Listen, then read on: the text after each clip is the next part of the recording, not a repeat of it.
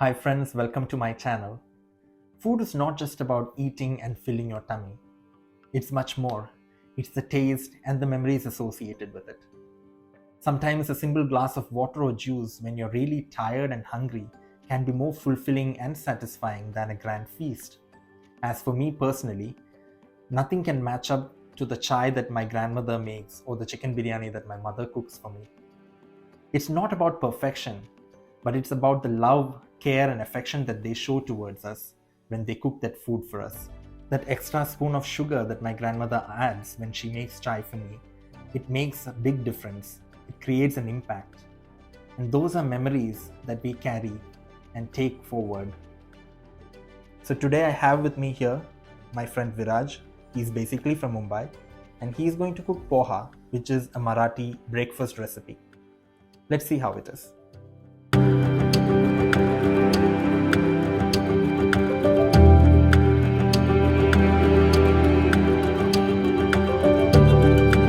For me, like poha is like one of my most favorite breakfast items, and I love it personally so much that if you keep poha and biryani for me in front of me, I would actually go with poha, and I have actually eaten poha even for dinner.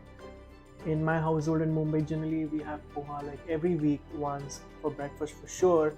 But then we love poha so much that we also prefer it for dinner. Like it's just so easy to make, so light to eat, and it has such a huge significance in my household and a lot of Marathi households as well. Like just to give you an example, like if uh, a bride is if a groom is going to see a bride, generally when you reach their house, the first thing that and they will give you something to eat like samosas, etc.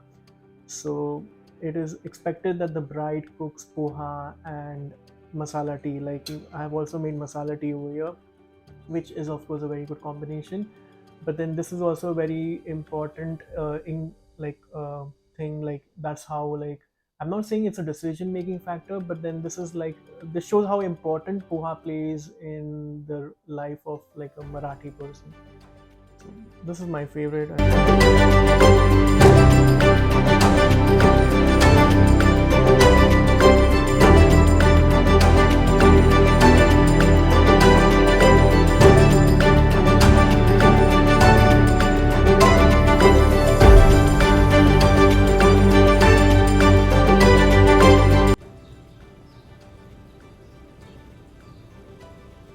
You can add 2 tablespoons of whatever oil you prefer. I prefer olive oil. Poha generally requires a little bit more oil, but it's up to you. You can just check if the oil is hot. It looks hot. Always add mustard seeds first. You should wait it for let it flutter a bit. And after a few seconds, you can add jeera.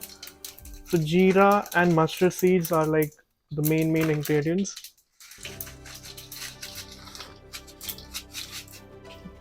Just ensure the oil is not too hot. You don't want it to get burned. And then you can add some curry leaves. Luckily I have got some fresh ones.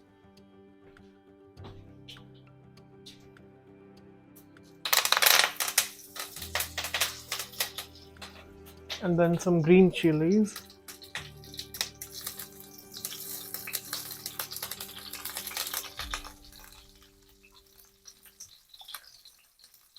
Generally 2 should be sufficient, 2 green chilies, but you can add more if you want more.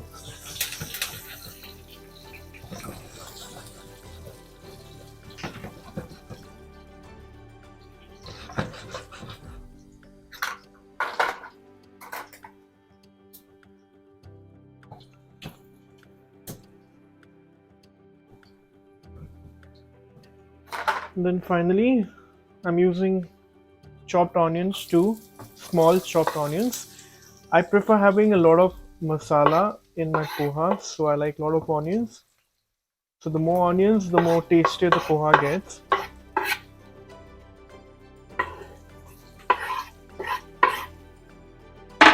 And then just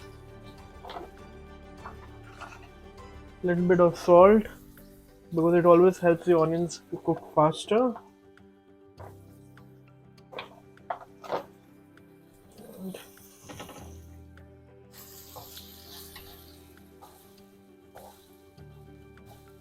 You have to just wait it for the onions to get brown, which might take maybe around 8-10 minutes, depending upon how you're cooking it. At the same time, I have also kept the potatoes to boil.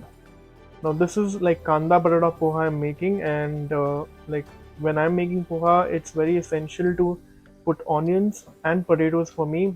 There are some people who prefer only poha. There are some people who don't like either onions or potatoes, but for me, like in my household, whenever we are making poha, onions and potatoes is like of utmost necessity. Otherwise, it would not be a poha. And you can also add a little bit of coconut in the initial stage. Generally, coconut is used for garnishing on poha, but this is something different I'm doing.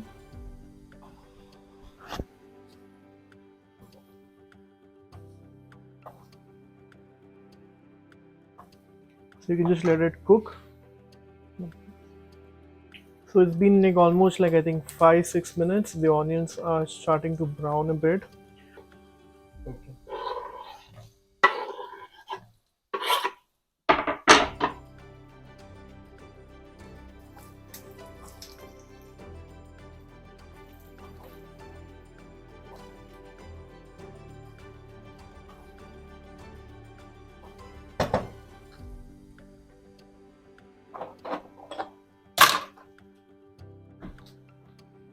So the flame is now reduced, and one of the advantages of poha is that it is so easy to make. The only thing you need is a little bit of turmeric powder and some salt. That's it. There are some variations of poha that I have seen in which they add tomatoes as well. I think some part of North India, but then from my part of India, like generally we don't add tomatoes, it's just salt. So I'll just add as per your taste and turmeric. And keep the flame on low, and I like to keep on like stirring it for some time so that it becomes a bit crispy, the onions become crispy, the potatoes also become crispy, because this is like the main masala of poha. The poha gets all the taste from this masala, so the more you cook, the more tastier the poha will be.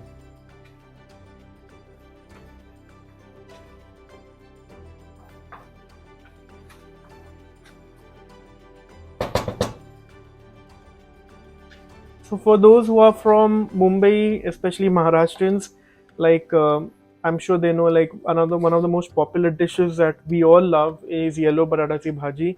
So this is like a separate dish completely, and if you see the recipe for yellow baratasi bhaji is the same like I'm done.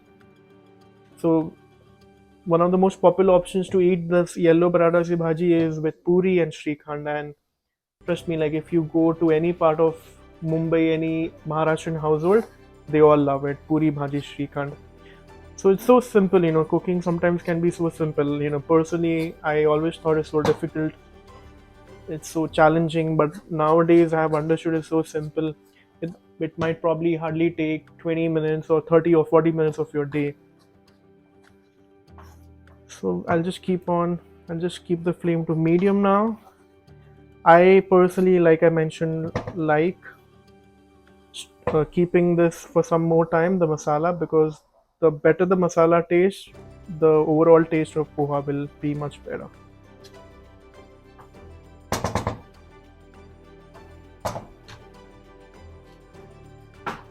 So if you see the color of this potatoes is turned to yellowish, and also the oil is has come out. That means the potatoes are properly cooked. Of course, I have boiled the potatoes beforehand. If you want, you can, instead of boiling, you can directly put it in the in with, and cook it with the onions, but it takes more time. I prefer boiling it first and then putting it with the onions.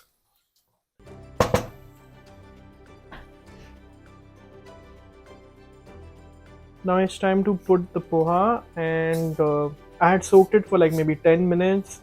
And just keep in mind, always use a fork and not a spoon, and don't like try to like mix it from the sides so that the poha doesn't break. So just slowly you can just add the poha to your masala, and now it's added. I'll just add one of the other major ingredients is lemon juice and little bit of sugar, because poha, I like the tangy flavor of poha. Like it's spicy because of chilies. It has a little bit lime in it and little bit sugar as well. So all these three ingredients gives a very nice flavor to it. And now you just mix it from the side carefully. You should not mix it from inside. You don't want the poha to break. You can keep the stove on medium flame. All the time I have been using medium flame. Like it's always better to cook on medium flame because you don't want the food to get burnt if you keep high flame. Also, you don't want to keep the stove on the low flame because then it will take a lot of time to cook. And of course, over here in Canada, we don't have like, we always use electrical heaters and electrical stoves. Electrical stoves obviously will take a lot more time as compared to India where you use actual stove. So I'm just gonna mix it, and while I mix it, I'll just add a little bit of dash of water so that it becomes a little bit moist. This is something which I had seen in my family and a lot of people doing it. Adding water at this stage adds a little bit of moistness to the poha. It doesn't become like thick. It doesn't become it because the texture becomes much better because of this. And now I'll just cover it and let it simmer in medium flame, maybe around 4-5 minutes.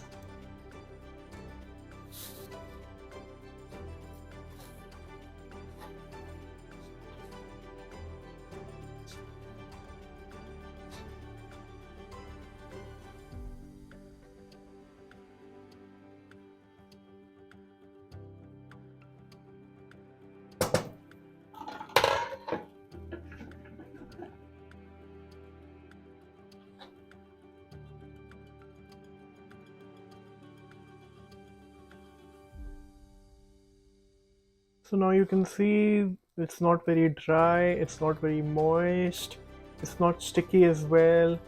So another important thing while making poha is when you're soaking poha, like don't soak it beyond 10-15 minutes, and preferably use like a strainer to soak so that there's not much of water left, because if you keep it for a long time it is bound to become sticky and your final product will become like a khichdi, and of course you don't want that. And this looks almost done. The another most important ingredients for poha is dhania, coriander, cilantro. This is of utmost importance that it adds a very nice taste to it. And then you can serve poha. Generally, in our culture, in my home, we have it with coconut. Like you can just add some little bit of coconut. Of course, there are some people who prefer having it with like peanuts, which is roasted. Personally, I don't like it, but if you like it, you can also garnish it with peanuts. But I prefer coconuts.